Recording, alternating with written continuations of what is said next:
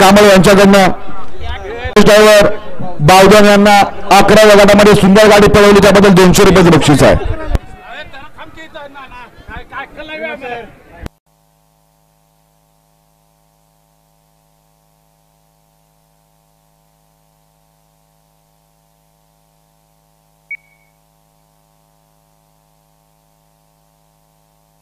ठिकाणी साहिल दादा बोरगे, दिनेश आप्पा